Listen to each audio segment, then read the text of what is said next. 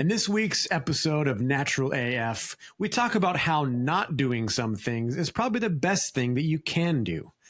This episode is all about being unvaxxed and unschooled with Aneeta Hafemeister. And for Natural AF, I'm your host, Isaac. And I'm your other host, Alexa.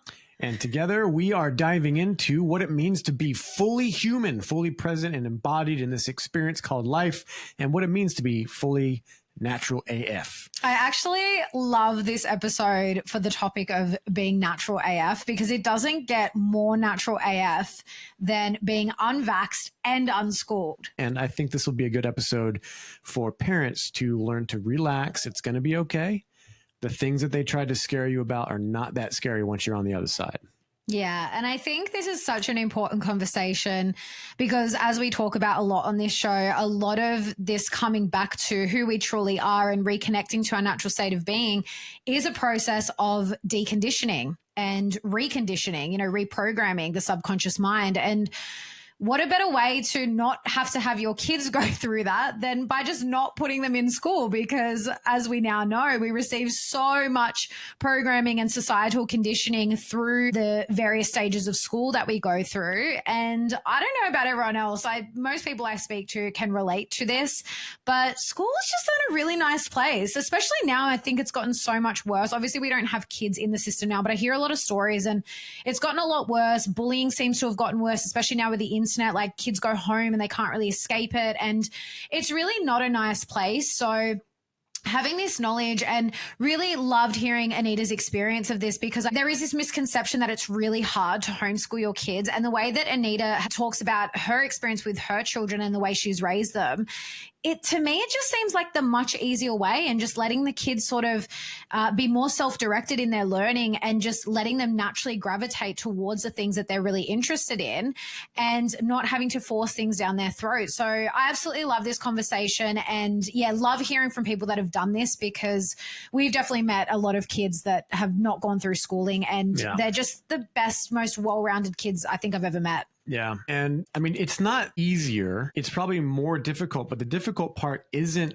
teaching the kids. The difficult part is letting go and deconditioning yourself as a parent, saying, I'm doing the right thing.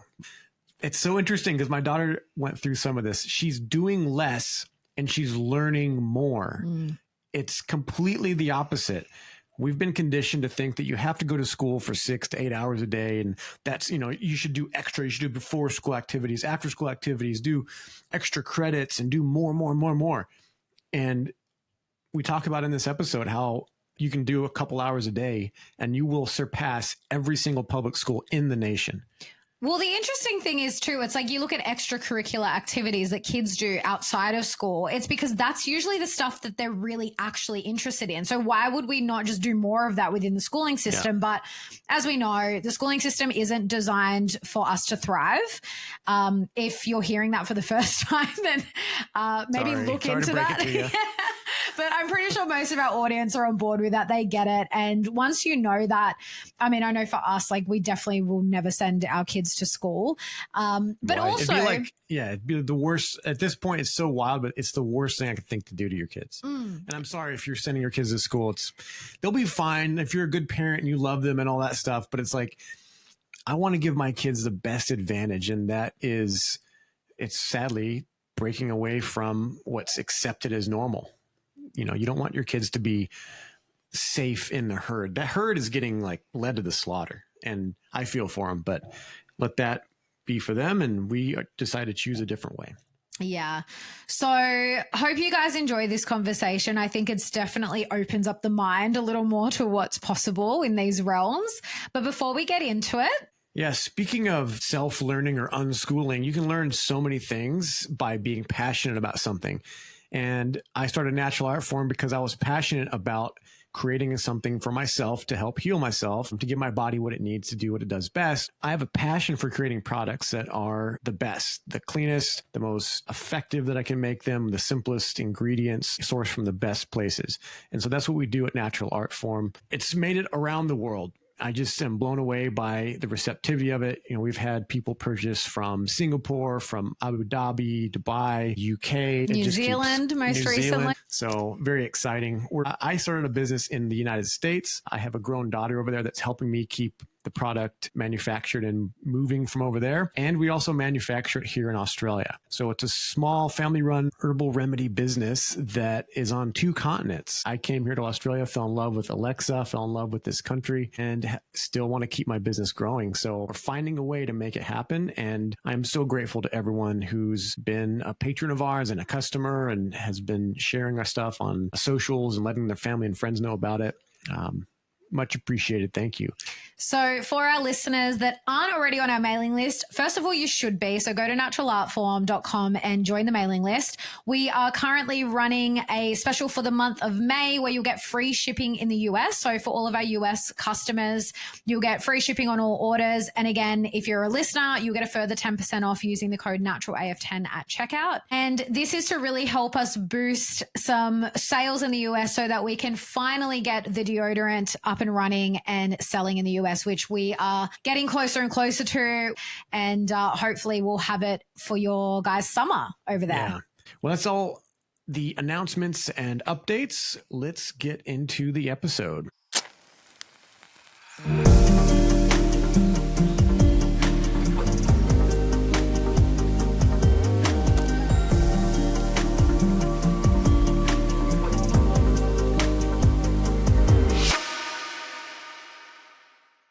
Aneeta Hafemeister is a mother, a beef cattle farmer, and an activist for medical freedom. She grew up on a beef cattle property in North Queensland, attended boarding school in Charters Towers, and then completed a Bachelor of Animal Science at James Cook University. After her oldest child reacted adversely to a vaccine, she began researching vaccination, which started her down a busy path of activism. Aneeta currently serves as the president of the Australian Vaccination-risks Network, also known as the AVN, which has been advocating for informed consent and freedom of choice regarding vaccination since 1994. Aneeta is also passionate about education choice and has successfully unschooled all 4 of her children with promising outcomes. Well, howdy, Aneeta. Good to see you again. Welcome. It's lovely to be with you. Actually, I often watch your interviews, so it's quite surreal to be here talking to you both. Oh, wonderful. That's awesome. Well, we're super thrilled to have you on. This is a nice follow-up to sort of having Meryl on very early on and now having you kind of like the next generation of the AVN. So for our listeners that don't know you, let's kind of dive in a little to your journey and what led you to deciding not to vaccinate your own children within your own family, and then how you became the president of the AVN. I'll give you the long version. Go for it. I grew up on a cattle property in North Queensland and had always been told that vaccines, had saved the world and saved humanity, like we're all told that thing. And I've actually administered a lot of vaccines to cattle. So, over the years, I've vaccinated calves and all those things. But then when I went to boarding school when I was 13, we had a school nurse who was from South Africa. And her daughter, who was, I guess, then probably early 20s, was terribly vaccine injured by DTP vaccine when she was young, when they migrated to Australia. And I think because she was 5 when she got that vaccine, it was very apparent what had happened to her. And physically she could move okay, but mentally she was like a child. And her father was her full-time carer. And I was like, oh, goodness, like I had no idea that could happen. But people said, oh, it's okay, it's rare, it's rare. But I would see her all the time around the campus because I lived on campus. And I would always look and think, okay, it's rare, but what if it's your kid? I just couldn't. And I was a very negative person then. And I thought, just my luck, that would be my kid. So that was sort of just one of those little things in your brain that goes, ooh, I don't know about this. And then a few years later, Australian Story on the ABC, which they would never run now, they did an interview of rugby league coach Wayne Bennett. And that's when I found out that his son, Justin, was vaccine injured. That was also what happened to him with the DTP vaccine and seizures, and he had been permanently injured. And I was like, wow, that's 2. That's 2 of this thing I'm told is so rare, like you should never know one. So I was like, that doesn't sound right.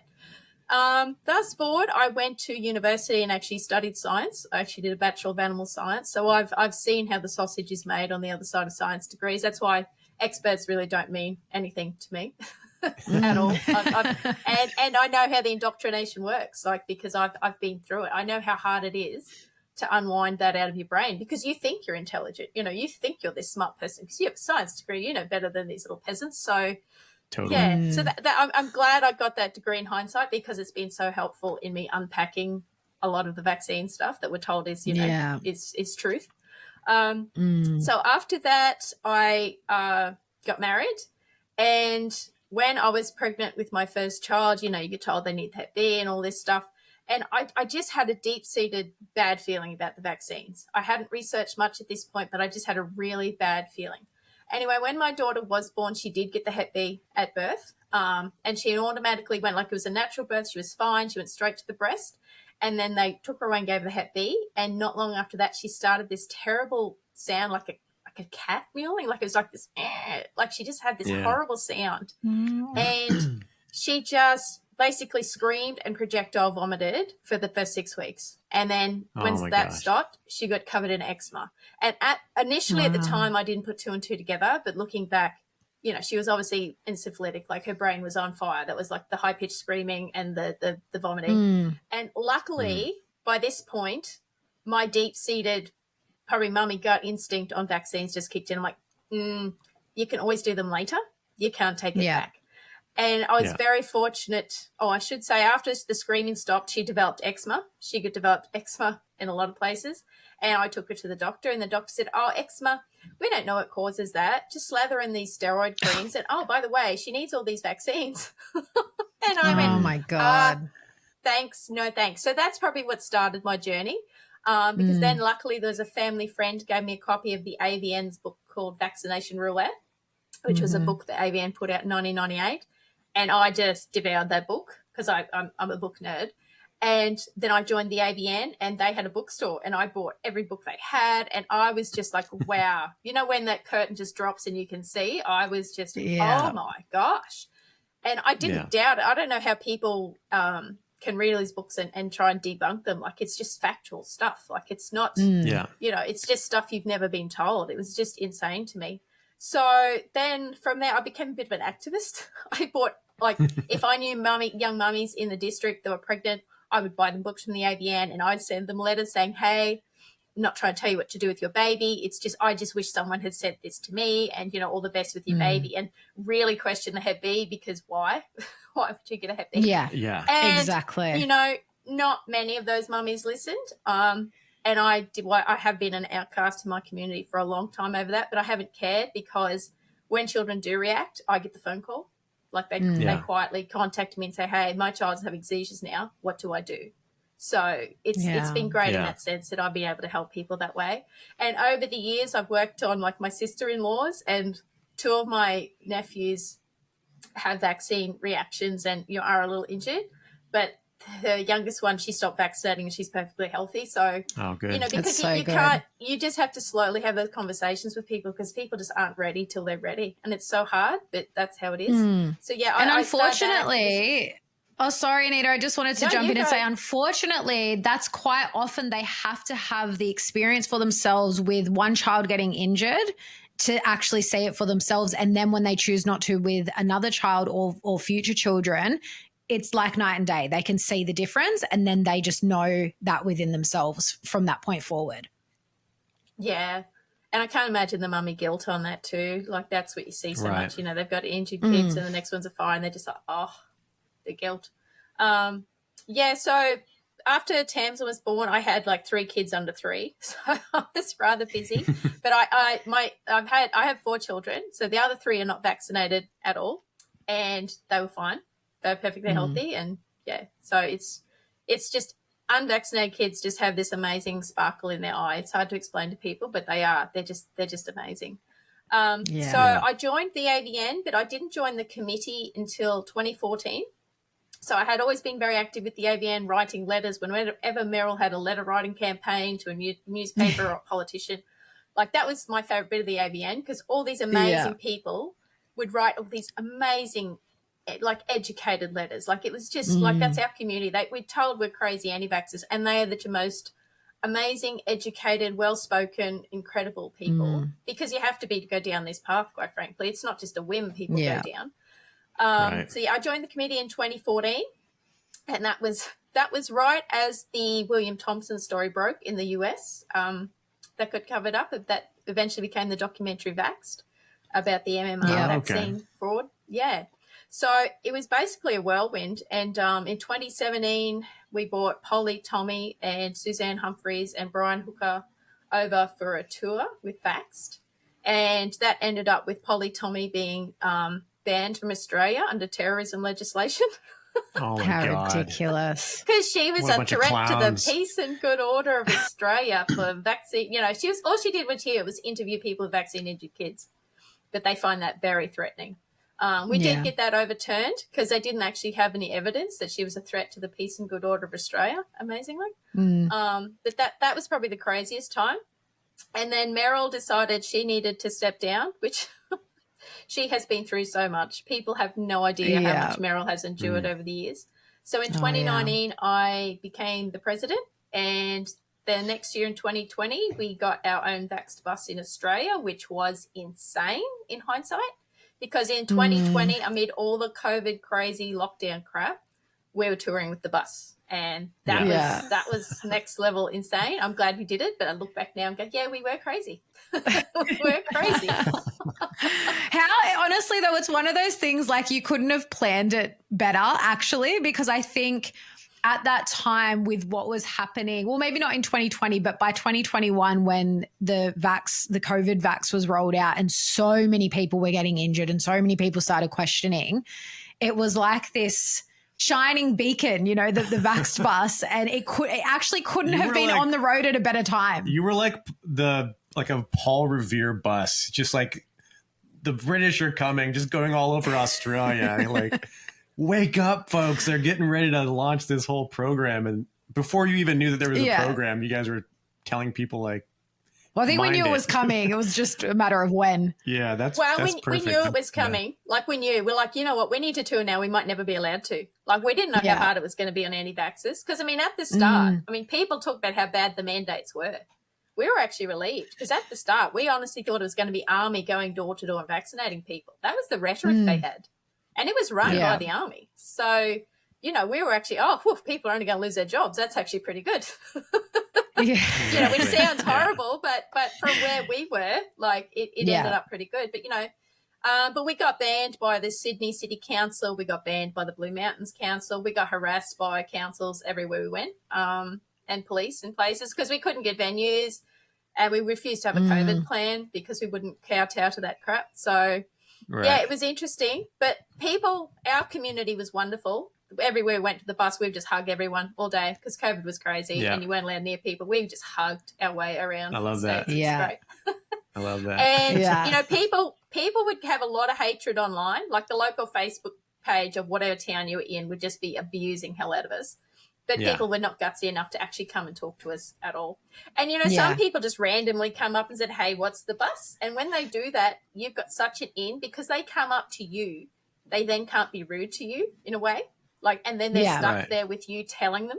And a lot of them, when you tell them, they're like blown away. When you're like, oh, yeah, this person died from a vaccine and this baby died from a vaccine. The cognitive dissonance is, it was quite amazing. So it was an incredible experience. I'm glad we did it. But, yeah, it was insane in hindsight.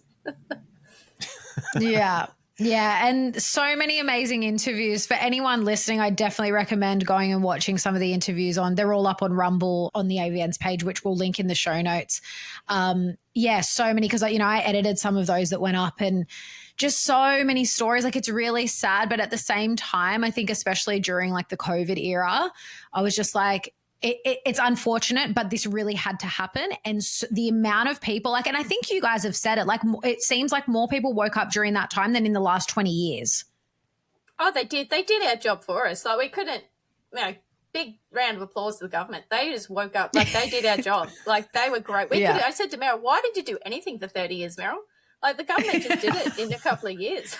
They really screwed the pooch. It's been stunning to watch. And I tell you, when I felt the change, when we took the bus to Epic in Canberra in 2022, the amount of people that came up to the bus open and asking questions and then horrified. Like, these were people who pre-COVID would have told us we were crazy, that we were baby killers, that we were awful. And after COVID, we had thousands of people up to the bus going, oh my gosh. And when you start telling them the stories, they get it now. They get it. And the horror on their faces, like, you're like, yeah, welcome to our world. We're very sorry you had to be here. This is the club nobody wants to be in. But yeah, this is our world. And like, we couldn't have done it any better. Like, the media has just totally ruined its reputation completely. Like, it truly is people who are just really desperately want to stay asleep now that are carrying on the narrative, because it's been stunning. Although I'd have to tell you, the censorship at the start blew me away. Like, their links would disappear just as you were reading them. Like, it was, we lost our YouTube. Like, I think by March of 2020, our YouTube was gone.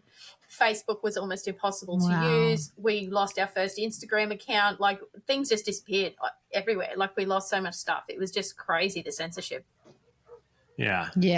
That's the thing that a lot of people were talking about, and we kind of experienced it. And it became kind of a fun game, but it's when you're actually trying to like keep an organization going. It's, I don't know how many people I've seen that had like, version 12 of their Instagram that got deleted, and then, completely banned off of Facebook and doing fake accounts on YouTube, or not fake accounts, but new emails to get onto YouTube and relaunch it. It was full on just corporate censorship.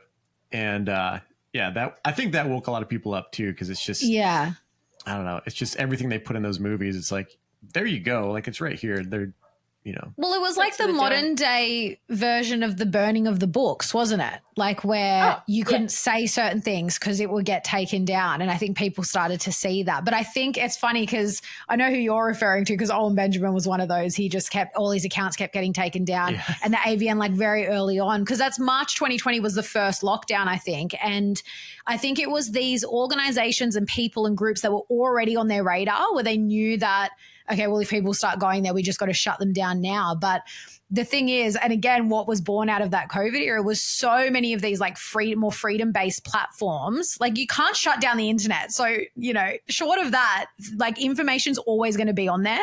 And we just found a way, you know what I mean? There was always a way. There's like, I think Rumble, was Rumble even around before then? If it was, it wasn't very well known. I don't remember, but it came up during that point because everyone else was censoring. We hadn't bothered with it till then, so I don't know how long it's been around, but Rumble became basically the only place we were for a while, because we still, our Facebook page is still there, but they would just take everything down. Like, your videos would just be gone. So it was just a crazy time. But no, very early on, it was probably March 2020. That's when everyone, during the first lockdown, that's when everyone's saying, well, go and film the hospitals. Like, the hospitals are quiet. And that's what Meryl was going out and saying, film the hospitals. We think this is a load of crap.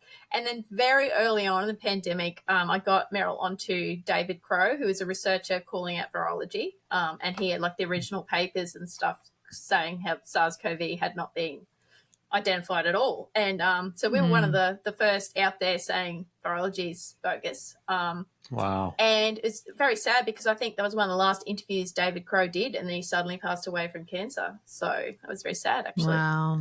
Yeah.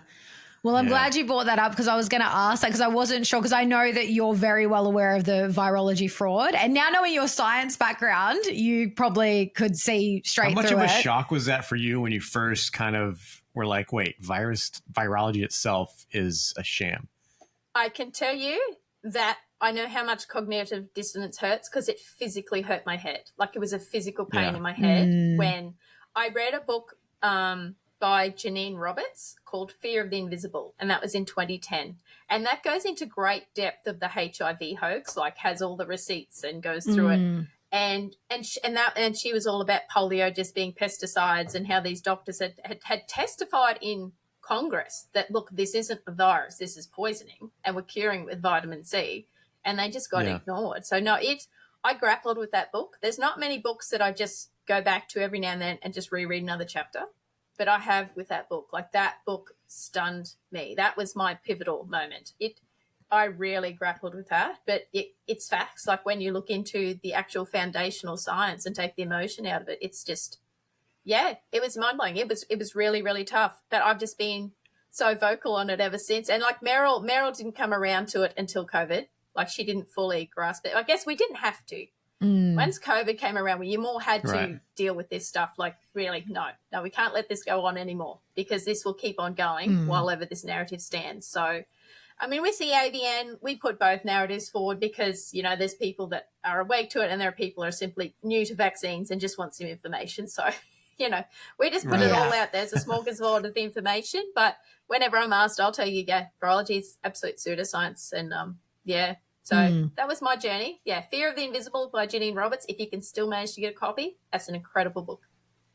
Fear of the Invisible. Yeah. And imagine we've talked about this a few times with guests, how the control systems use fear. We had a Navy SEAL on talking about that, how governments do that, cults do that. And it's just unreal. So they call, you know, like the anti-vaxxers, they have these names for us, you know, these whatever it is, the others, they're othering you. But it's so much more interesting when you actually just relax and put down the guard. Because I was trained as a medic in the Army, and I know all the whatever the mainstream stuff is. But what it actually is, or could be, because we don't really know exactly what all of it actually is. Like what fundamentally, we can kind of describe it, what makes someone have a cold or flu. You know, it's kind of like, you know, it can spread through energy, it can spread through thought, which can be a little more scary. But I'm more interested in, like, that's just opening us up to what are we really? What is this realm really? And it's obvious that there's a God, a creator, because this is way too magical, mystical to be just, two amoebas, you know, rubbed against each other in a pond, and then, you know, gorilla came out, and now we have me, you know, like. I could tell you when I first questioned, like, the whole evolution thing, because one of our classes at uni was like evolution and all that stuff. And I remember this one class, because we were wondering, like, why whales, you know, are mammals, but they live in the ocean. Like, obviously they once were on land and now they're in the ocean. And he was explaining, there must have been an intermediate species that was like a wolf or something. I think he was saying like wolves that lived on the ocean, you know, like on the beach.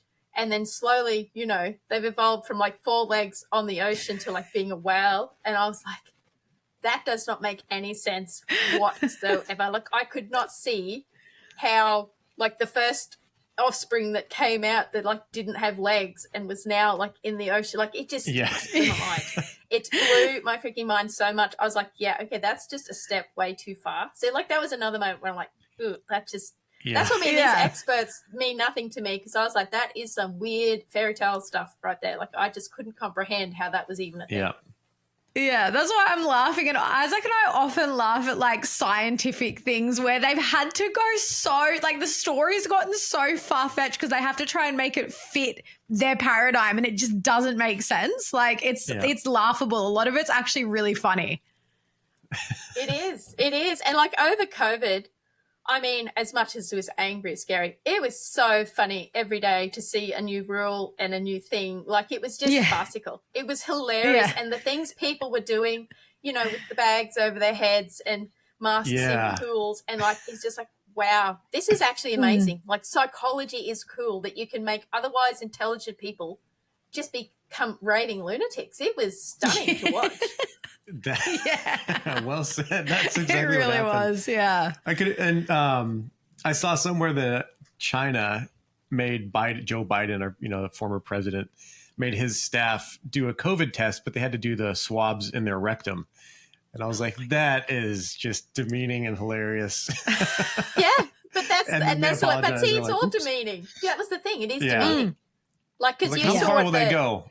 Well, well, you saw the politicians at those conferences where they wouldn't be wearing a mask, and then they'd come out and be in a mask, and then they'd go back and take their mask off. Like, it was a ritual. It was humiliation ritual. It all was. Yeah, absolutely. I was going to say, like, you know, you mentioned like governments do it and cults do it. It's like, there's so many cultic tactics that are used on a like a very broad, like on a collective scale, that people just don't see it. It's kind of frustrating because it's so, like, it's one of those things, once you see it, you can't unsee it. And it's so obvious. Like, to us, people like us, it was so obvious because they were these humiliation rituals, which is like, even, what do you guys have? The fraternities and the sororities, like, even they do that. It's like this culty, like you've got to like, that's what It was like on this grand scale. And then there's the, if you don't believe in what everyone else believes in, then you're excommunicated. And that's what's happened to people like us. And it's like all these things that they do in cults that's so clear when you're looking at a small little cult and how they operate, but people just can't see how it's happening on a larger scale. It's wild. Yeah. And it wasn't even hard. That's what scared me, is how easy it is to make people that stupid. It was just everyday fear and everyday on message. And Topher Field explained this, that I went, oh, that's why they did it. Every day at 10, you know how they would have their announcements where they would go on with the rules for the day. And you know how it's often there'd just be one stupid change or one little tweak to a rule. Like today, hairdressers could be open, or tomorrow they can't, something like that. He said the purpose of that was to make people tune in every day. It was just to make them tune in, because if it had just been, oh, this is how many cases today, people wouldn't have cared. But because those rule changes a little bit every day, he said, and that was like their daily ritual. That was like the religion. Wow. That was like the going to the church part of it every day.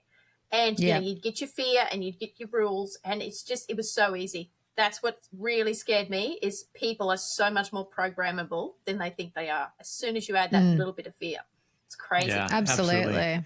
Yeah, this reminds me, I don't know if do you ever read, like, you said you like books. Do you like C.S. Lewis? I have never read C.S. Lewis. It's one of those things that's on my bookshelf to be read. He's got a long list. He's got these little known sci-fi, it's a sci-fi trilogy. And I think it's the last book in that trilogy. But it's basically, he's describing in there, and pretty much says it exactly. This is written like, I can't remember, was he 1800s or early 1900s, but he was describing how the universities work and how easy it is to manipulate the smartest people. All you have to do is they, in that book, they took all the smart people magazines, the ones that, you know, the scientific journals and all that. He's like, you put anything in here, they'll believe it because they think they're smart. You put anything in a newspaper and hand it to Joe Blow on the street, he'll be instantly skeptical of it. The average person, the quote unquote uneducated, is much harder to control and brainwash than the most educated, because if you tell them this is what smart people believe, they'll believe it. And you saw that with COVID. It was the tradies, it was the working people who said, this is stupid, mate. Like, I put a mask on to go into a restaurant and then I can take it off and sit down and eat, and the curfew is 9 o'clock at night, like the virus knows the time of day. Like, it was all the common sense working people that were actually pushing back. It was. And it was all the elite class who were all, oh my gosh, listen to the experts. Like, Fauci's just wonderful. It was just, and it was just apparent. But see, if you want to get into the school system, that's what it does. It rewards those who comply and do well in the system. And they're actually just as bad off as the people who are told they're stupid and no good at anything. The other thing school does is those people that are smart, it tells them they're smart, but it makes their confidence come from outside. It's like an external locus. Like, you're smart because we tell you you're smart. So you better believe what smart people are saying if you still want to be a smart person. Not internally going, I think something's wrong here. It's just all that external locus, and that's what school does. It's we tell you when you're smart, we tell you when you're good. So be good. Absolutely. If you want to be smart. Yeah. Yeah, and they don't teach kids, like, because that's funny. That's what I was going to say, actually. Like, with what we saw during COVID, like, people have been primed pretty much their whole lives to just accept whatever narrative they're given. And, you know, they're just like, oh, well, this is happening now. And there's no critical thought, because that's not what is taught in schools. It's rote learning. It's do as I say. And there's very little room for actually allowing children to question things and go, oh, well, this is what I think of this. That's not how the schooling system's set up at all. Yeah, those kids are always the worst kids. If you think back to your schooling, I know I do. All those boys that were considered the troublemakers, they were smart boys. They had common sense. They weren't stupid. They just internally knew what we all knew. Something was very wrong with that system, and they just weren't complying. They couldn't have said why it was wrong, but internally they knew. They had their internal compass working. And, you know, I look back in shame. You know, I was the straight A student, sat at the top of the class, you know, had to be queen of everything because I had no self-esteem as a child. That's a whole nother story. But You know, it was my external thing. Like the more awards I got and the more, you know, I'm a good person because look at all my awards, and I'm smart because look, school says so. Like it's that's what you've got to unpack. That's what you've got to unpack. And that's what's really hard. But no, like school it's just so insidious, that expert class thing, and I think a lot of people at school, especially if they're not, you know, don't go on to be educated, they think back to science or whatever and think, oh, well, I sucked at science. I can't understand science. But those smart kids in school, they did well at science. I'm going to listen to them because they obviously know. I think school confuses people on so many levels. They don't trust their own ability to research anything. They just trust the ones above, because at school they were made to feel stupid about it all. Absolutely. So they don't even bother. They make no attempt anymore. So that's why they're so at risk of like these elite classes telling them you don't know. Because remember, at school you were dumb. Like who are you to question like the guy at the top of your class that's now a doctor? Like, who are you idiot? You know, and people really internalize that. Absolutely. Couldn't agree with you more. So I'm curious, Aneeta, so did you send your kids to school at all? Not at all, no. Early on, I knew I couldn't send my kids to school. I just, especially my oldest, she was such a people-pleasing, pleasant child, as older children are. My second child woke me up to a lot more, but my oldest child was just such, I just saw her being just a little mess at school. You know, I just saw her being so people-pleasing and nervous and stressed. Like I just saw, and I physically could not have dropped her off at a school gate and said bye. I physically could not have done that. So I started looking into homeschooling. At the time, the AVN actually put out a magazine called Living Wisdom, which just covered all sorts of things: health, nutrition, schooling. And in there was actually an article on unschooling. And like most people, when you first hear about unschooling, you go, sure. Especially me, because I was, you know, I was such a good student at school. I was so smart, you know, like, what is this unschooling? So it talked about all these books by John Taylor Gatto and John Holt. And I just tucked that away a little bit and thought, that actually sounds really cool. I just don't think I'm brave enough to do it, because unschooling basically is, well, they call it child-led learning, natural learning. There's also radical unschooling. There's a whole bit. But basically it's children learning the things they want to learn, how they want to learn them. And you're basically a facilitator. You're not the top-down teacher. I mean, there are some things I've taught my kids, like that I know. But, I mean, your kids will outdo your own knowledge very quickly. It's very humbling, unschooling, because you realise how stupid you are and how much your brain does not work. Right. So it's basically letting kids follow their passion. That people always think, oh, but kids won't. They won't be bothered if you don't make them. No, that's because school ruins kids. If you see a toddler learning to walk, there's nothing more determined. If you just leave that toddler alone, they keep that determination. Like they love learning. It's only school and the boredom and the you know, it's because it's like prison. It just ruins. It just takes all their thinking out of them. It's just awful what happens to kids in school. Yeah. So I actually homeschooled my daughter for her grade 1. There was actually a private distance ed school, Riverside in Maryborough. It's a Christian school. Not that we're Christians, but it was seemed like a good program. And so, but she'd just do all these workbooks, and she'd get all the answers right. But next week she would remember the answers, you know, because they weren't relevant or meaningful to her. So like it was basically ticking the boxes, but what for? And my second child, who was only 11 months younger than the first one, she would look at the preschool program in this school and just be like, no, not doing it. Going outside play. See you later. You know, and I couldn't, and I wasn't, because I kind of agreed with her. I was like, I see her point. I wasn't going to, you know, you're supposed to make children do what they're told. I was just like, no, I agree. Like run around outside playing with the dog is probably a much more fun idea.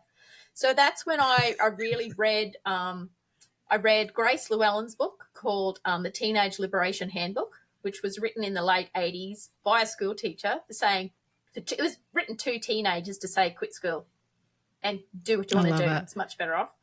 And, damn, I should have given my mum that book when I was in high school and I wanted to leave and said, read this. Well, it's just funny because I was super academic at school, super smart, like where I can very much relate to your experience. And I hated school. I hated it. Yeah. I hated being in four walls, being told what to do all day. I couldn't stand it. I just hated the stress because I was a very high stress person. Like yeah, at me the too. start of a term, you'd go, now I've got to get all those A's again. And see, I never thought all the things I was going to learn. I just wanted the A's. Like the content was not on my radar at all. It teaches you to value the wrong things.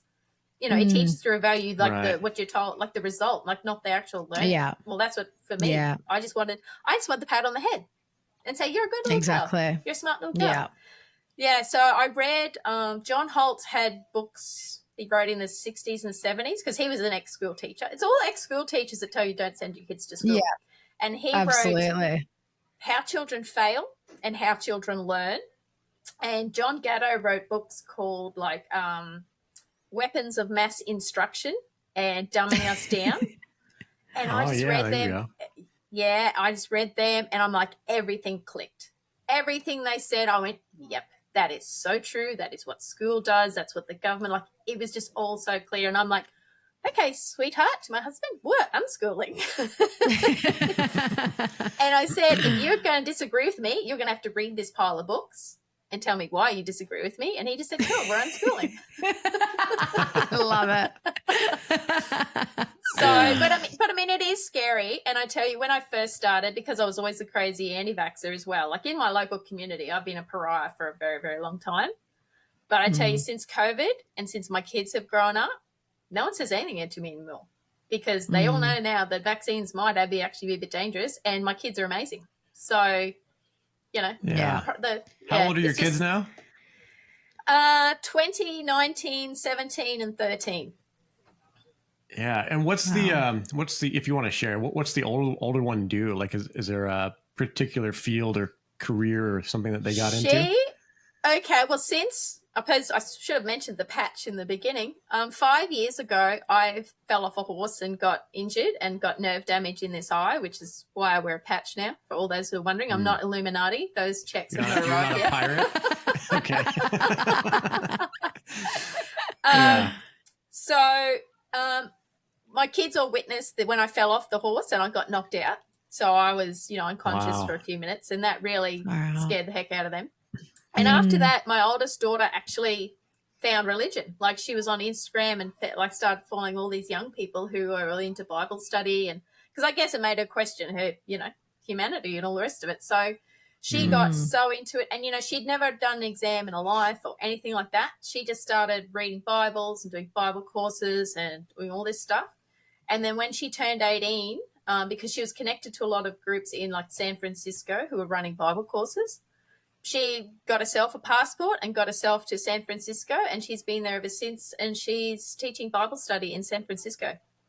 Wow. Oh, okay. Good on her. Right on. That's amazing. But just having the confidence to go and do that and to follow what you know is right for you. That is something that, a lot of people are trying to catch up to later on in life in their 40s or 50s. So it's good that she's starting there. Yeah, and she's like, Mum, I'm giving these years to God. And, I've had different thoughts about I'm not religious in the spec, they didn't grow up, heavy-duty Christians or anything. It just shows you what kids will be interested in if just left to their own thing. Like, that's what she loves to do. And, she does public speaking and she organises things, and she just, it's just crazy, all the things she does. That's amazing. Well, that's why I think it's so amazing, because I know you and you're not super religious, but I love that you just also have that trust, and you see that in these kids that are raised in this different way and that don't go through the schooling system. They just left to their own devices. One, they can be fully trusted because they know themselves first and foremost, and they trust themselves. So you can trust them with, whatever it is that they want to go and do. And even if, and that's the thing, like, let her go and have this adventure. It doesn't mean she's going to be doing that for the rest of her life. She could change at any point, or she could love it and go deep. Like, you can just let them go and run free, and it's just a whole different experience. Well, and they're living their life, like, who am I to say what her life is like? Like, I feel like she's chosen that path and she's loving it. So, I mean, what more can you want for someone? I mean, she could be here working in a dead-end job that she hates. Like, that's just what most people do. So, she's loving it. And my other daughter, Kirsten, she's 19. When she was 17, she went and worked for a vet in North Queensland for a year and a half, but she's come home this year to work on the property. My son's 17, and he's just amazing. He's just been like a man since he was in his, early teens. Like, he does all posts and builds the gates and does all the cementing and new fences and, you know, drives the dozer and all the heavy machinery. Like, he could just walk into a very well-paying job just now, like, you know, like, go become a contractor. Like, yeah, that's what he loves. Like, he would have been so eaten up by school, because when he was young, like, he was like little for his age, and he wore glasses and he had allergies. So he would have been so bullied at school. But because he's just grown up without any of that peer pressure, he's amazing and he's confident. And that's the main thing I can get across with unschooling. There's no peer pressure. Like, these kids just don't care. They don't care what other people are doing. They don't care what people think of them. It's not on their radar. Like, they like what they like. They do what they want. They do what they're interested in. They talk to adults. Like, because that's what just always blowing people away ever since they were little kids. Like, adults will come, these kids just talk to them because they're just people. They have no concept of the adult being like the authority figure that they must bow down to. They're just people. Like, if you're respectful, you'll be respected. Like, it's just so bonkers what school does socially to kids. Oh yeah. Yeah. And that's what they always say. Cause my daughter, she's grown, she's 21, but she was homeschooled most of her, after about 6th grade, she did homeschooling. And that she just taught herself. It wasn't like I was doing it or her grandma was helping out, but she just graded her own papers and everything was just like, yep. And people were always like the teachers typically would ask, like if I met somebody, we're talking, they're like, well, how do they socialize? And to me, now that I know, I'm like, well, they're not socialists. So that's one. Like, no, we don't need the school system in America to socialize our kids. But she went to Taekwondo and she just, whatever she was interested in, she just did that. But she was also good at just, talking to adults and just learning to be confident and doing what lights her up. And she's doing artwork and stuff now. So, but a lot of people do ask that question, or they might be afraid to do unschooling. And if they are, that's fine. But how do you keep them connected to a community and to learn from others and like have peers and friends that like in a natural way, not a school way? Well, we're lucky. We only live 10 kilometres from a little town. So we're in the suburbs, really, even though on a beef cattle property. So my girls, they did Highland dancing. They did ballet when they were younger. The girls did netball. We played cricket. But they just, like, if we go to other properties, they'd see other kids. That they probably have missed out. My kids probably have missed out on, like, that close friendship with other kids, in the sense that we're long ways from other homeschooling communities. Like, on the coast and that, where there's big homeschool co-ops, they probably have bigger friend groups than my kids have, because my kids just don't relate to kids, though. Like, here's the other thing. Like, I know people think, they've got to be mates with kids their own age. Well, no, they want to be mates with people who are kind of on their level. And like, honest, a lot of times my kids would go places and they go, Mum, kids are just stupid. Like, they just run around and scream and they're just stupid. Like, they couldn't relate to them. They couldn't. Yeah. And I know what they meant. Like, and they've often related better to elderly people. Like, my kids, my mother-in-law used to volunteer at the local information centre, and that's, where all the tourists come in and that sort of thing. So my 2 oldest girls, they used to go there with her on her volunteer days, and they'd talk to the tourists and they'd, sell things, like, they'd serve people the FPOS, and when they were kids. And the older ladies that were there, they just loved them. And when the volunteers all went on tour days, the girls got to go. So they were great mates with 60, 70-year-old women. Loved them. Love it. So I don't know. People are so intent that if they're not in your 12-month age bracket, it's not friendship. Like, I don't know. My friends are all over the shop. So, it's just, it's the quality of the relationship, I think, and what they're getting out of it. And I mean, I think people are worried, will they be decent human beings? Yeah, school kids tend to not be good human beings. Have you seen the bullying and all the horrendous stuff that happens now? Like, it's just, I mean, I was at school. It's horrendous. It is horrendous. And now social media, it is so much worse. Because, I mean, my favourite quote from John Holt, who was the school teacher, his quote was, if the social reasons alone are the only reason you don't send your kids to school, that would be enough. Meaning he thought the social aspect at school was so bad, even if the academics were great, don't send them. And he actually said, even if you keep your kid home from school and do absolutely nothing with them, they will still be better off than if they went to school. Meaning, if you were even an unengaged parent and just left them to their own devices to learn what they want to learn, they would still be streets ahead than if they went to school. Yeah. Because how many people that were made massive success that were completely left alone, like neglected, like rough childhood, but because they just were like free to do and whatever they wanted to get into, they just became great at something. Look at a lot of entrepreneurs, and not always, but quite often they're like high school dropouts, or they didn't finish school because they didn't fit the mold, and they went on to invent things and create things and build businesses that earning multi-millions. It doesn't matter. Like, that was one of the things, and I think that's a big thing too. I don't know what it's like in the States, but in Australia it's like, well, you've got to finish year 12 and you've got to get your school certificate or whatever they call it now, because you've got to get a good job, or if you want to go to uni. And it's like, I didn't finish school. Like, I was, again, super academic. I wanted to leave from like after year 10, I wanted to leave, or maybe that's the school certificate. I don't know what all the papers are called now, but mum kept saying, because I was so smart, she was like, no, you've got to finish and you'll do really well and whatever. But like, I had no intention of going to uni. I didn't know what I wanted to study if I did that. And so I ended up finishing year 11. I did one term of year 12 and then I dropped out.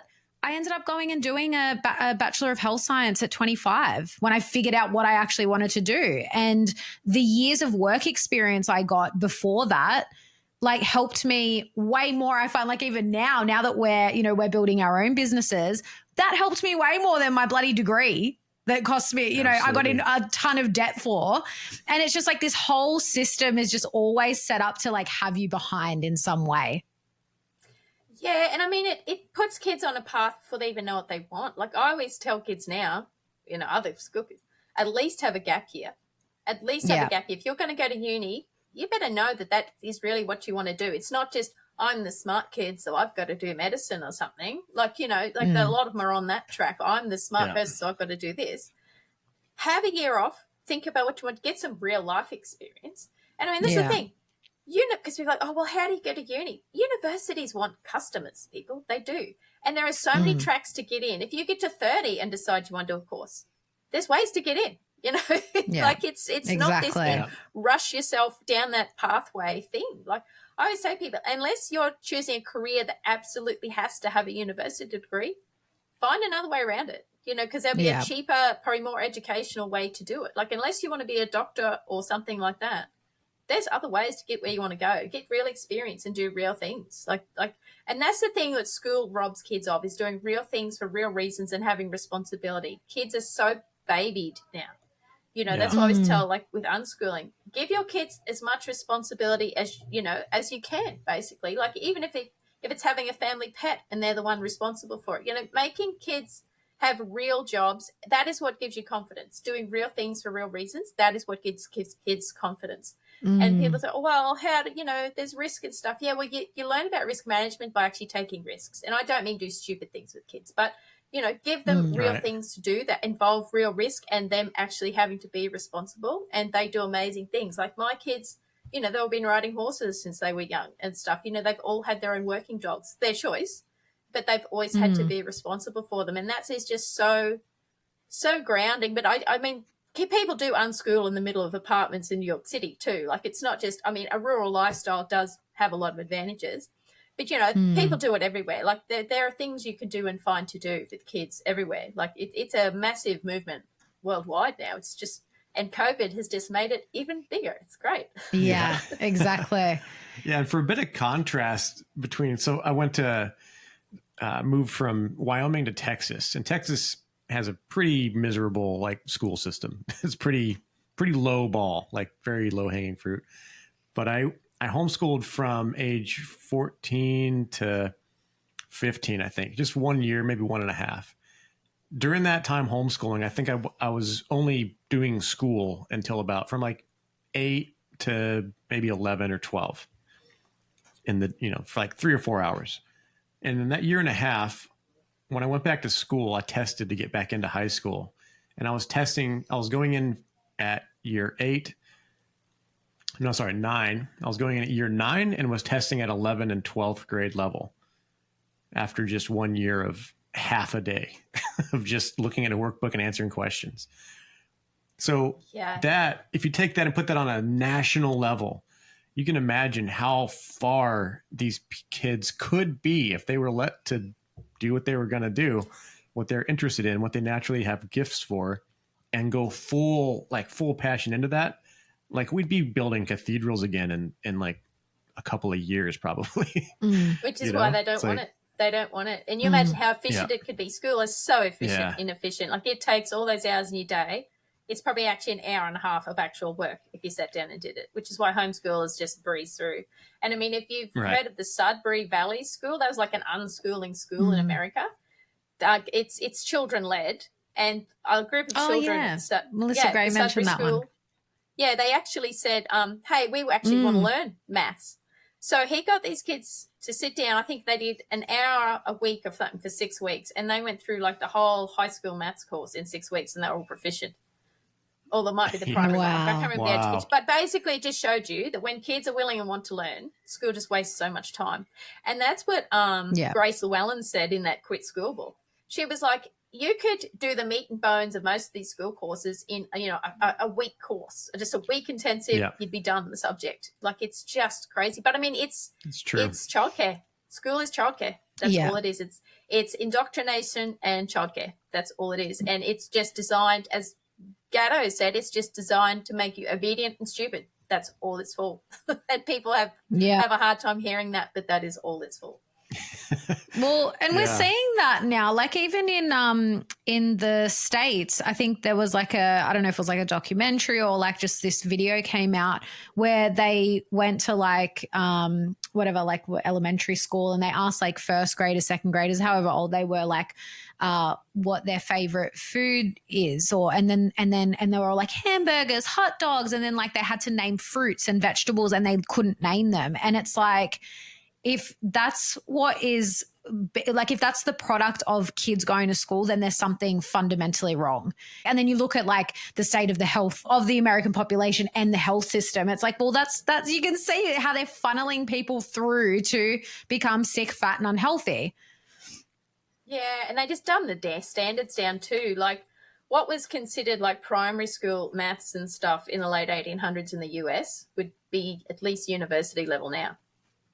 Like, it's just crazy the way the standards have just dropped and dropped. And I even look at university courses now, and it's all got remedial maths at the start and English, like, because they know kids come out of school not knowing anything, basically. It's just and atrocious. That applies to even the higher stuff, like doctors and even lawyers. But so we did, and in my medical training in the Army, we had what's called medical fundamentals. It was 6 weeks.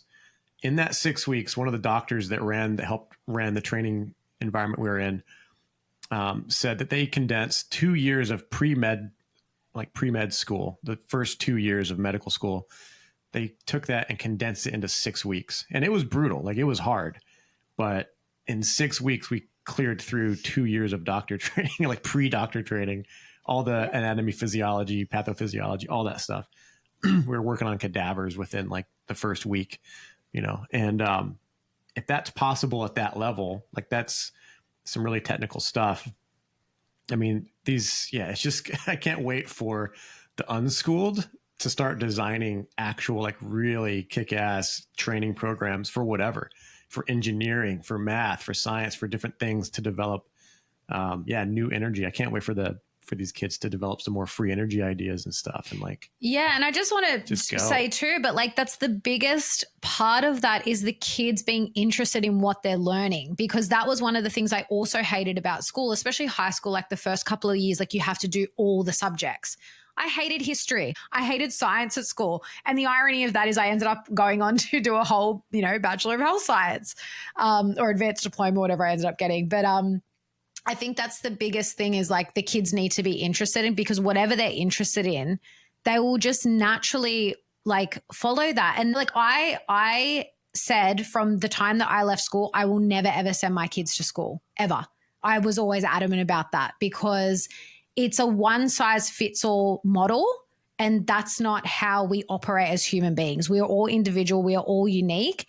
And you can't just put everyone into a school and expect them to thrive. And I always give the example of my brother and I. So I'm super academic, was super smart. He had dyslexia. and it was really hard for him to read or write. And he was very similar to your kids, Aneeta, where we grew up. We were semi-rural where we grew up, and he was our neighbor across the road was he used to run hay bales, and they didn't have cattle, but they had horses, and so they were rural country. And he just always had a job for my brother. My brother was driving forklifts by 12 years old.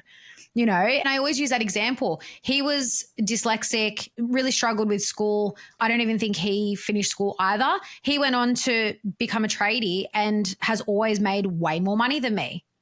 Like, if you want to look at actual life skills, like what's more beneficial? Like you said, unless you want to go on and actually become a doctor or a lawyer or something where you need to go through, these academic institutions.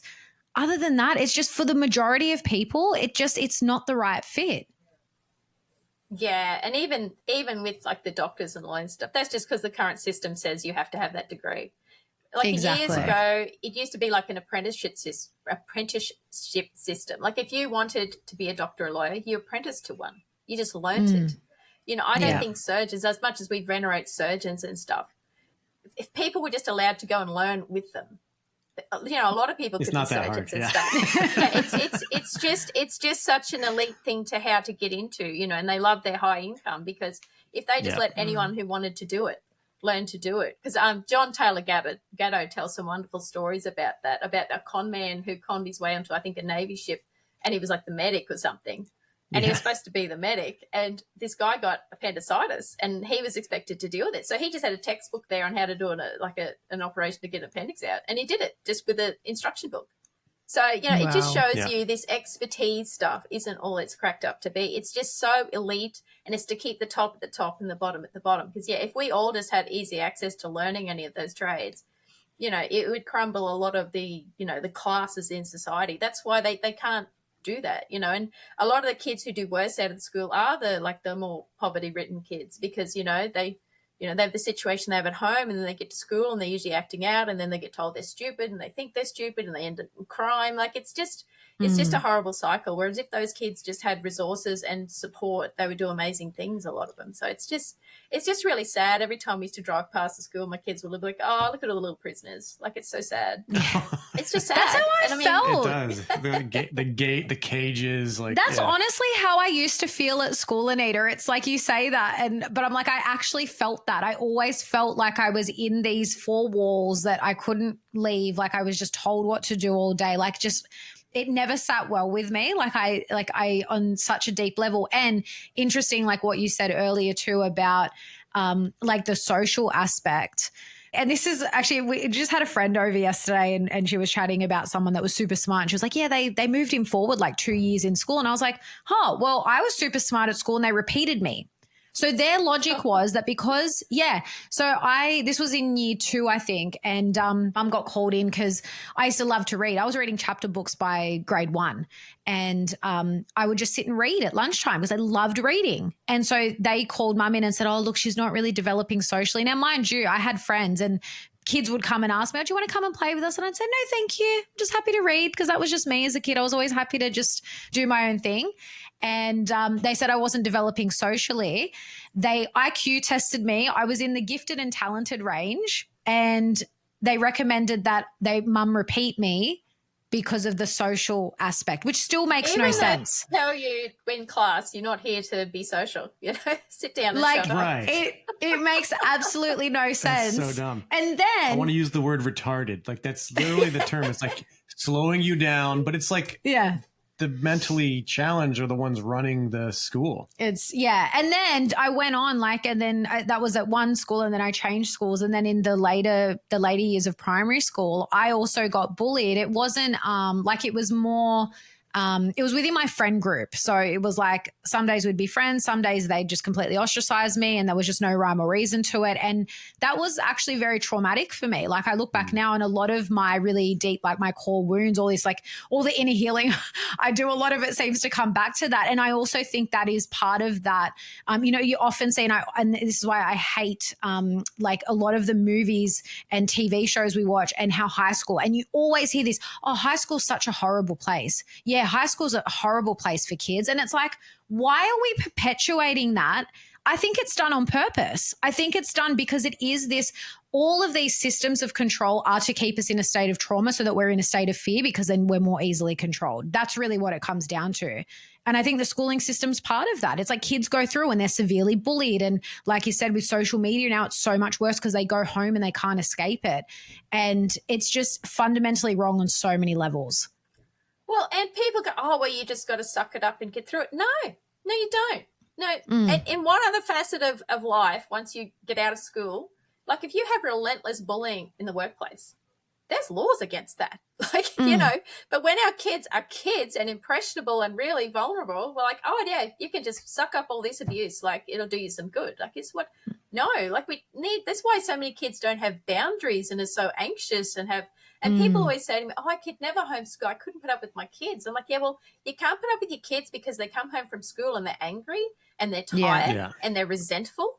Like, you would have different kids if you didn't force them through school. Like, I have a great relationship with my kids, but my kids always tell me, they said, Mum, parents don't seem to like their kids. Like, they don't. Like, they don't seem to genuinely like their kids, because my daughter worked for a vet and she helped look after the kids, and she said they just don't like the kids. I don't know. It's weird. You know, it's just, it's this, I don't know. I don't know. Like, my kids are my whole world. I'm sure like people mean well for their kids, but they just want to be their kids over there. And I sort of to say another thing John Gatto said is what we don't give kids enough of now is actually alone time. Like, we're all about activities and social and people. What kids really lack is just quiet time alone to think and to be. Like, if you can't be alone with yourself as a person, you're very vulnerable. And he said that's what school really ruins for kids too, is their inability to just be on their own with their own thoughts, you know, just getting to know themselves essentially. So, you know, that's what school is. It's always lots of people and lots of things and all the activities, because kids just have no alone time to actually just sit and ponder and think. Like, that's another big thing of school. Yeah. And look at, in my case, when I was alone and very happy to be alone reading and whatever, I was told that something was wrong with me. You know what I mean? Yeah. Yeah. They pathologize it. Yeah. Yeah. Yeah, I know. It's just insane, isn't it? Like, it's, and that, I laugh at the whole, because, you know, all the years that I was like, I'm never going to send my kids to school. And that's always the number one thing. Yeah. Well, how will they socialize? And it's like, they'll do sport. They'll do whatever it is they're interested in. They'll meet other kids. Like, we're going to leave. And I mean, the beauty. Yeah, go ahead. Parents are people. Parents are people. Like, you know, you learn to interact with people, like, and you can just transfer those people skills to other people. Like, it's just, I don't see the drama. Like, I really don't. Because when we would go to like functions with the schools and stuff, my kids could stand in line fine, far better than the school kids could. Because when kids have so much freedom and they learn cues and responsibility, when you do ask them for something, they're pretty good at complying, because they know a lot of the other time they have full autonomy and choice. So when you do say, hey, I actually really need you to behave this way at this moment, they're pretty good at saying, okay, I get it. I understand the context of this and I'm going to do it, because they've got that autonomy most of the time. You know, it's these kids that never have autonomy at all, that just act out and hate everything and hate people, and you can't blame them. I mean, I did well at school, but I hated school too. Like, so I just viscerally hated it. I hated the stress. I hated being told what to do. I hated the boredom, because I was smart. I used to finish my work really early. Same. And then you would just sit there bored out of your brain. And I was at boarding school, so every night we had to sit for hours and do prep, and you had to sit there quietly. And here's the real crime. We weren't even allowed to read. Like, if you'd finished your homework, you were not allowed to read. If they caught you with the book, they would confiscate it. Yeah. I think how that was ridiculous. Yeah. Yeah. It's more about behavior modification. Yeah. Absolutely. So one of the questions that popped into my head was like, what if someone has a child, let's say a boy, that's very energetic and hard to like, you know, keep track of? I know a lot of women, you know, I don't know, I've met some people that had boys that were like that, and they were like super happy to let them go to school and just go and let them deal with it. But it's like, okay, one, that's an attitude that needs to change, but how do they actually structure something for a high energy child that needs more interaction and more things to do? How do you do that at home unschooling? Well, it depends where you are. I mean, we are fine. Like my son, he could just be out on his push bike all morning if he wanted to. He could be, you know, out. They'd be out taking photos. They'd be out on their little four-wheelers and they'd take photos of things and like, look, Mum, look at this video of what we did. And I'd be like, you shouldn't be showing Mummy that. But no, like because we're on the farm, like my son would often be out with my husband working, just doing stuff. You know, they ride horses, they have dogs, like they would just get running with their dogs. So from my point of view, that was easy, like having a boy. And he was never a reader or a writer. Like he learnt to read because he wanted to learn instruction manuals for mechanicking. That's how he learnt to read, because that's what he wanted to learn. Like he is an amazing mechanic now.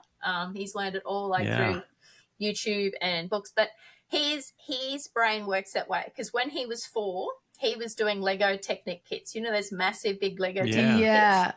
He started doing those when he was 4, and he would sit for hours. One day he sat for 4 hours as a 4-year-old and just had this little kit, and he took it apart and put it back together, and took it apart, put it back together. Like just yeah, because really people say, "Oh, absorbing kids can't concentrate." I'm like, well, yeah, when they're interested, they actually can. They actually can do amazing things. It's amazing when you unschool kids, you realize how programmed you are. Like the hardest part of unschooling is deschooling your own brain. Your kids will be fine. Your kids will be fine. And I always say to people, do less and don't stress. Like at the start, I was like, oh my God, they've got to read and they've got to do maths. And they're going, no, just chill out. Leave them alone. Because plenty of school kids these days cannot read or do basic maths.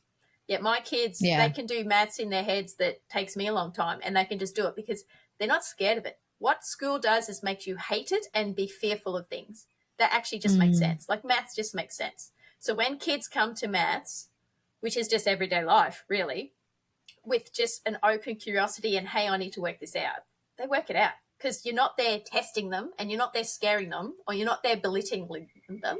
If you just leave them alone in a calm manner, they just learn amazing things. Because like my older kids, you know, I was there, you know, teaching them how to count and, you know, doing maths games and all this stuff. And my youngest, I think I taught her to count to 20. I think I might have done that. And she's done all the rest on her own because I just chilled out. I just really chilled out. That's awesome. And I know it's hard for people, if you haven't done it, to explain what they look like. And I'm not patronizing, because people are like, well, how do you know what they know? I'm like, I don't know. You don't be patronizing. You don't say, hey, can you read this? Read this to me. You don't do that. You just witness them, and you know sort of where they're at with things. Maybe not exactly, but you can't be patronizing and intrusive, because how would you like if someone did that to you? Be like, hey, Alexa, do you know this thing? Where are you? Like, how smart are you, Alexa? Like that. Kids smell patronizing crap 1,000 miles away. They know when you're trying to be like that with them. Yeah. So and even if you know the answer you're being asked, like the answer to the question you're being asked, if you're being asked in that way, you automatically, like, you start questioning yourself, because it's like, oh my God, do I know the answer? And so it's, and schools do that a little too, I feel. Yes, a lot. Yeah. That's what they do. They're constantly prodding. Because that was in John Holt's book. One of the things that woke him up was he had this child in his class who was a failure at maths. Like Chris could not do maths. It was in primary school. And then John Holt went out bowling one night, and this kid who in school was a failure at maths was like the scorer for a professional bowling team and doing a great job. And that's when it dawned on him, like, oh, something's wrong here. Like in the real world with a real reason, this kid's amazing. And in my class, he can't do anything. You know, like it's just, So no, the main thing I would say, don't put fear in your kids, and don't prod your kids, because that will shut down their learning. That is what shuts down their learning. Like that oversight and that prodding and poking and because they'll just, but they will call you on it. Like these kids will just call you on your stuff all the time. Yeah. I get called out for my stuff. So, and they're not that would have been always. my biggest challenge. Sorry, you go. Yep. I'm just saying that's my challenge, is the prodding part, because I'm very like driven. I'm like, all right, now what's the mission? We always have a mission. We always have an objective, but that works for like the boy that needs tons of stuff to do and lots of energy, like maybe for certain personality types, but I'm a product of that same thing through education and through military. So, Yeah. And that's why I say to my kids, I'm jealous of them in a way, because I'll never know what it's like to really have my brain to myself like they do. Yeah. Like they do. Like I don't know what, I always say to them, I don't know what programs I've still got running, because they have no concept of school. Like one day we were at the skate park in town, and the school bell rang, and all my kids went, what's that? They had no concept of a school bell. And I went, oh, of course they don't. And when I explained to them what it was, they thought that was so stupid. They thought it was so stupid that you would ring a bell and then the children do something else, and then you ring a bell and they do something else. Like they think. Well, then you show them Pavlov's dogs, and then it all makes sense. It's exactly. The conditioning. That's all it's for. Wow. Like, no, it's been incredible. Like, I've chilled out on it a lot more over the years. Like I did. I was a lot more worried at the start, like most people are when they start unschooling, and then you just get through it and you go, wow. And the schools have just got so much worse now with all the trends and stuff. And it's just insane. Like, I don't know how you send your kid to school now. It's insane. I know. On so many levels, but there's like that stuff being introduced to them really early. It's like the technology is even like, I remember, I think the year that I left school, or maybe like a couple of years after, was when they first introduced like every student's going to have a laptop, and they were starting to go more digital. And now you're seeing like these kids that even haven't started school, where they just have iPads shoved in front of them for half the day to keep them occupied. And now with that also being introduced, where they're using screens more at school, I think it's gotten so much worse. And then, you know, the prevalence now of like kids being diagnosed with ADD and ADHD, which is an interesting one to bring up actually, because there's a lot of that has been linked to vaccine reactions and the effect on the nervous system and things like that. But then I think it's also this, again, trying to fit a square peg into a round hole, and these kids that should not be in school sitting in a classroom all day, that just have all this energy, are then getting diagnosed with ADD and ADHD because they're just in the wrong environment. Yeah, it's a big, like there's vaccines, the school system itself is appalling, you know, all the toxins in food, kids are hopped up on sugar and food dyes. Like, it's just this terrible, like there is not one thing, like, because, you know, people, vaccines do all this. Well, yeah, they do. But then, you know, there's all the other things. You can't really just pull one thread. It's just all, like, society just has to do, you know, a whole like change around. It's just, and I think it is because you see so many teachers quitting now because they just can't cope, like with the amount of kids and the autism and like they can't have discipline at school, which, you know. Yeah. I think it's great the way the school system's imploding, actually. I think it's great that more kids are getting through it, because it couldn't happen soon enough. Like, it's just an awful, I mean, and that's the thing. If you want to make school better, you could make school better tomorrow. Just make it not compulsory. And schools would change overnight, because I'd have to. If a kid, you know, because schools do have a lot of resources. They do have a lot of wonderful people in teachers. You know, if you just made it not compulsory and kids got to go to school and use it as a resource centre, which is like a lot of what the Sudbury Valley unschooling schools are, that would be amazing things. That you could just change that tomorrow. Just, you know, and people go, oh, well, kids wouldn't go. I'm like, well, maybe you need to change the system then. If it's so bad they wouldn't go, change it so it's a place they want to go. There's your answer. Like, if it's a place they want to go, they're actually going to be getting something out of it. Yeah. I love that idea. Just like a resource center. And then if you've got someone there that has expertise in different areas, or set up, you know, workshops, almost like it's a university, like, what's that famous, Oxford. Isn't Oxford kind of like that, where it's just, you show up and if you want to go to that guy's lecture, go to that guy's lecture. I'm not sure if that's exactly how it goes, but I've read a couple books from people that went to Oxford, and it sounds like that, where it's not really structured. You show up and you learn what you want to learn, and you can focus courses on something.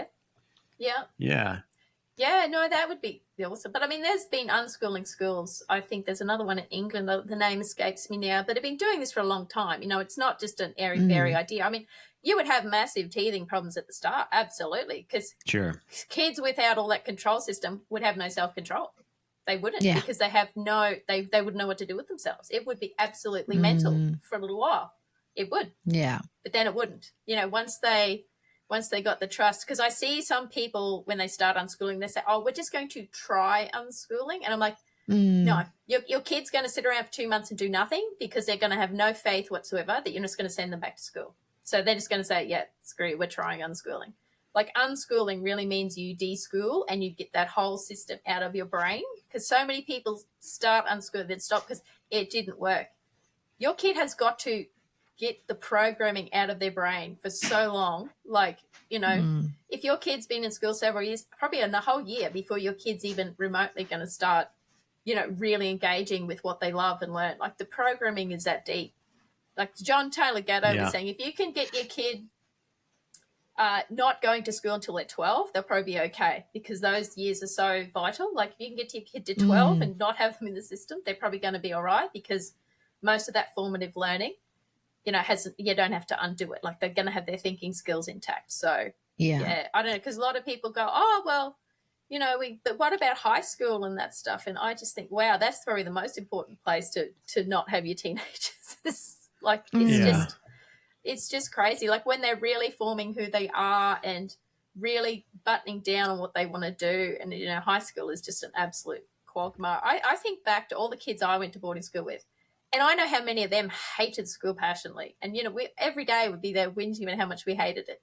And now they all send their kids to school and think I'm the crazy person. I'm like, but I was there with you and you hated it. Like we all hated it. So I don't know. But it's the conditioning. It's weird. Absolutely. I was going to say that it's just part of that's just the norm, your kid starts kindy and then they go through and then they go to high school. And I think, and then parents structure their lives around. And unfortunately, it is just a reality now that, that a lot of families, both parents do have to work with, especially with the cost of living, the way it's gone up in the last 5 years or so. But that's what I was going to say too. I think what often happens, and I've actually seen this with people just considering homeschooling, they go and start getting prepared and get all the books and get all the work that the kids are going to do. And then they get really overwhelmed because they're like, well, how am I going to do what a teacher does? And how am I going to do? And it's like, but that's where they're going wrong, because they're trying to then make that same model fit within the home setting. And then I've also heard of people that started the homeschooling, then went to unschooling because they realized it was actually really difficult to do the homeschooling. And again, every child's going to be different. Like I know of families that homeschool and particularly I think the example I'm thinking of is with girls. They love they love the workbooks. They love doing it. So if it works, by all means, but I think it really does have to be so individual to the child and the family and the family structure. And even for families that can't, if they can't have a parent stay at home and do that, just even looking into schools Steiner schools and Montessori kind of has the same philosophy. I don't think Montessori is only childcare though, isn't it? I don't think they do schooling.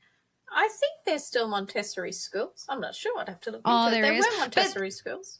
Yeah, but even those, even those types of schools that have a different way of teaching can be so much more beneficial, because my brother went to a Steiner school for a few years in primary and loved it. Again, for a kid that was dyslexic and, really hated reading and writing, he loved it because it's so hands-on and they're always out playing and, play-based learning and doing things with his hands. So doing, it was very much, and the boys, he had quite a lot of boys in his class and they just love it. Yeah. Yeah. And it's very child-centered. See, it actually values the individual in all of that. That's where the school system is so big. If you're just a number and they don't care. They just don't care what you're interested in, what you want to do today. That's just not their problem.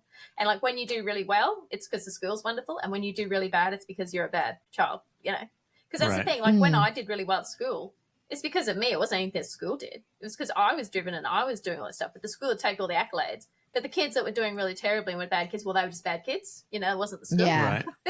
School always takes credit exactly. for the things and not bad. But John Holt always said, if you want to see the best part of school, just get the brochure. That's the best part of school. That's as good as school's ever going to be. Read the brochure, but don't send your kid. Just get the brochure. So, it's been crazy. But no, I recommend people read John Taylor Gatto's books, especially because it gets into the history of how we got the system we got. And he was a award-winning teacher. He taught for 30 years in New York. He taught in some of the best schools and some of the poorest schools.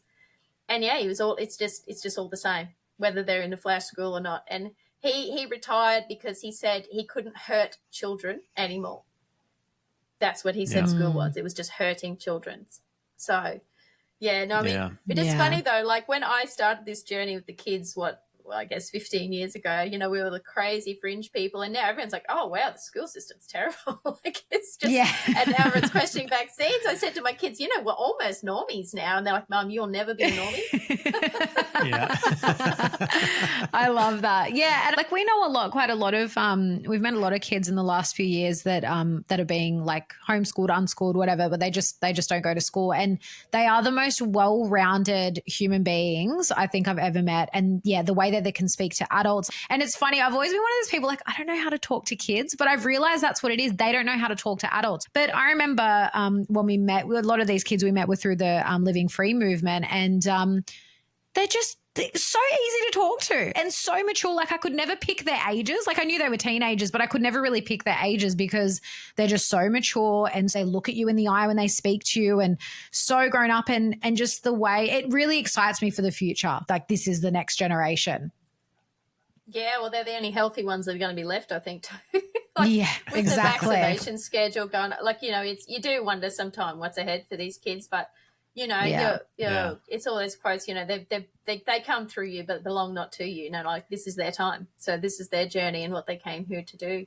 I think the most amazing thing actually in the last 5 years has been learning about spelling to communicate, and that most of these severely autistic kids are actually brilliant, cognitively brilliant. Yeah. They just can't move their bodies. That has been the miracle of the last 5 years. And now, I don't know if you've listened to the Telepathy Tapes podcast. Yeah. It has just blown me away. I'm like, all this stuff that you'd felt was true for years. You're like, well, that is true. Like thoughts are things. Like we all are in whatever that cosmic soup of thought is. We're actually all in it. So, it really is like what you put out counts. It really does. Like I have to remember that sometimes when I get really rageful when I see another vaccine injury story, another dead baby or something, I'm like, but you just got to be careful what you're putting out, and that you're not just receiving stuff and you're actually putting out the right stuff. So that's what I try to be mindful of.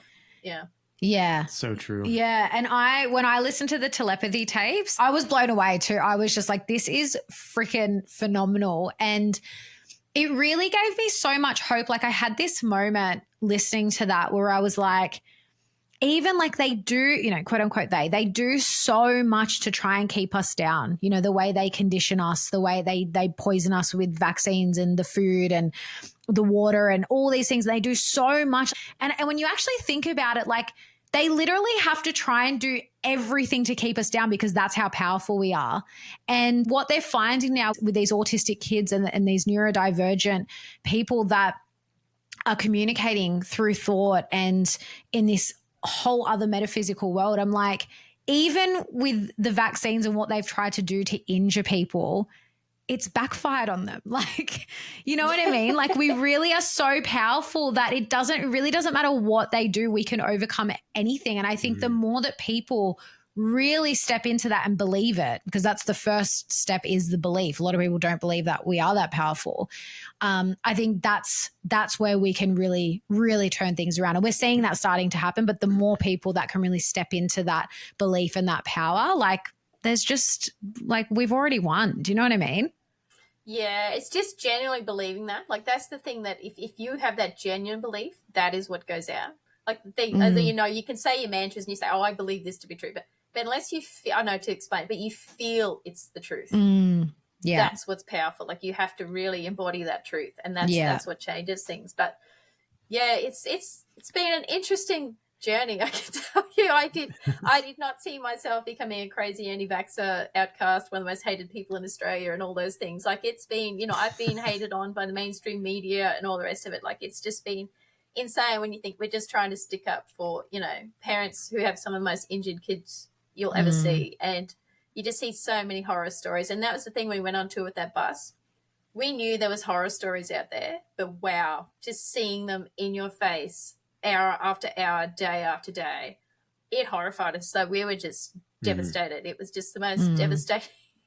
I don't think I've recovered from that yet. Like I don't know how I've still got to process. Like I don't know, just that level of human suffering. And it's just on an exponential scale out there. It's just, I'm getting pretty jaded, to be honest. It's, and since all the COVID jab injuries too, it's just like, can we all just wake up now and like end this? And like, I don't know what's the end of the rainbow, but I've always just thought you just do your bit and the rest of it will just work out, because you can only do your bit, can't you? Yeah, absolutely. Yeah.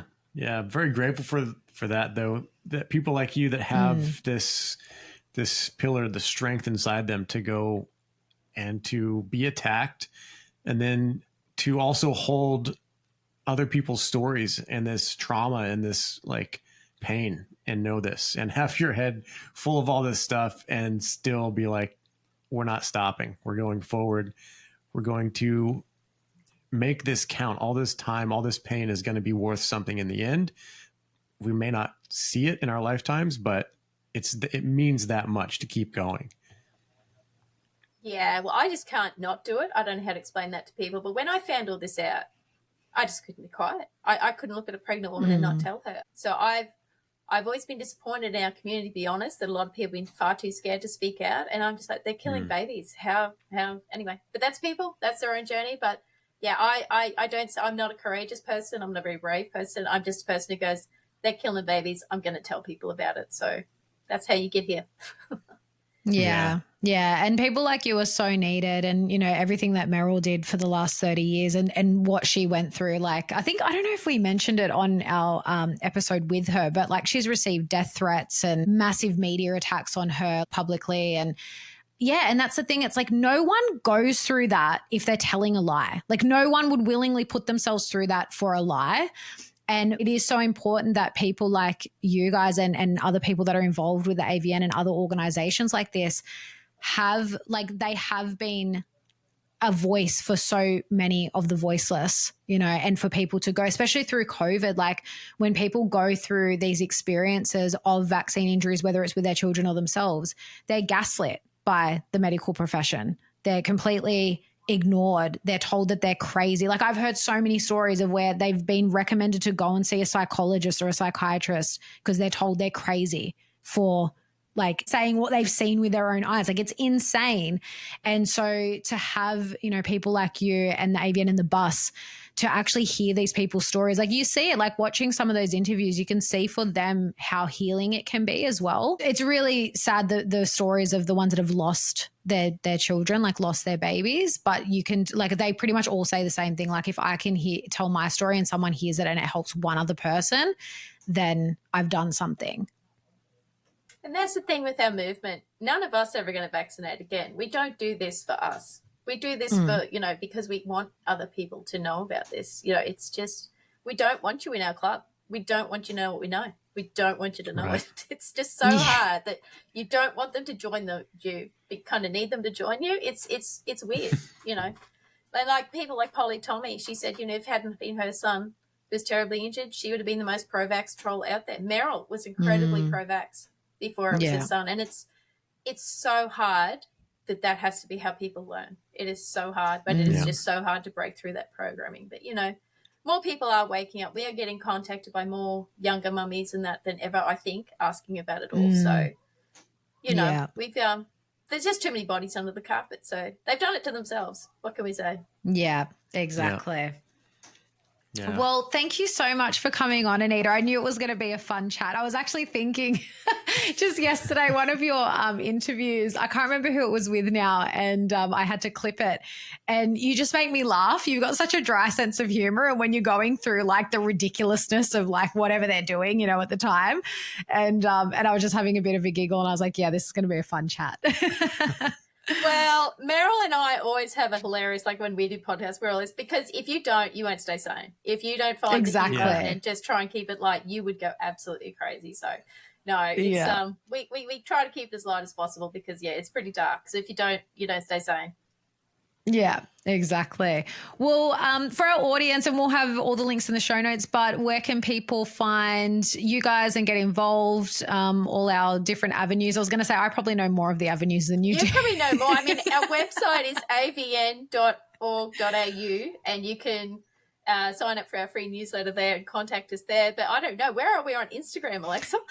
Yeah, well, we're on Telegram, Instagram, and X, formerly Twitter. They're the main ones now. So, yeah, but we'll have all the links in the show notes where people can get in touch and get involved. And, yeah, definitely recommend. Especially, I think it's a good place to send people that, like, if you already know this information, a lot of our audience do, but if people are starting to question or want some information, there's so many resources on the website, especially. But then we're always posting, you know, more recent updates on the socials. Yeah, I'm going to go check out some of those books, too, that yeah, they sound awesome. Do you know if you sell any of the books about schooling on the AVN website? No, we've never sold those. No, it's mainly vaccines and health stuff on the website. No, I got all mine on, probably Book Depository many moons ago when it was still a thing. No, so Amazon for all those. But I don't know if you'll still find Fear of the Invisible, which isn't about schooling, but the Fear of the Invisible we used to sell when it was still published. But I mean, if you can find a secondhand copy of that anywhere, people like that, I would say that is the book that blew my mind scientifically on all the virology stuff. It is mind blowing. Yeah. Yeah. Well, it's good to see that you guys are on that side of it as well, because that's the next logical thing. So you're definitely leading and heading in the right direction. And I hope our listeners, you know, take a little bit of a look outside of the school system Try to imagine what it would be like if your kids had a life similar to what you described with yours. It sounds absolutely amazing. I've lived part of that for my childhood, my daughter as well, and it's a great way to grow up. So I'm excited to see and hear what these next generations do without all the burdens that society tries to put on them. Yeah. Yeah, well, my final thought on that is when I first made the decision to unschool and I was freaking out, I just said, in 20 years' time, will I really regret giving them these thousands and thousands of hours to themselves, to get to know themselves, to get them to enjoy life? Will I regret that? And I couldn't ever see that I would regret doing that. And I haven't. And it was the best decision I ever made. Amen. Amazing. I love that. Yeah, mic drop. End it right there. All right. Thanks, Aneeta. Thank you. Thank you for listening to Natural AF. I hope you all enjoyed this as much as we enjoyed recording it and putting it out there for you. These episodes are a lot of fun. They're always packed with some kind of gold nugget or something valuable that you can share with family or friends, someone in your friend circle that might get a lot out of this. You can check our show notes for the link tree, which is where all the places that we can be found for audio or video podcasts. Rumble and YouTube are the best for video. You can like us and share us a comment on there, reach out to us. And also Substack, if you want to leave us a comment or send up a message, the link tree has our Substack as well. And if you're following us on Spotify or Apple Podcasts, make sure to give us a rating or review. And that actually makes it come up in more people's feeds and spreads the word and makes us easier to find. We appreciate everyone's effort and support for helping the show grow. And we will see you next week on Natural AF.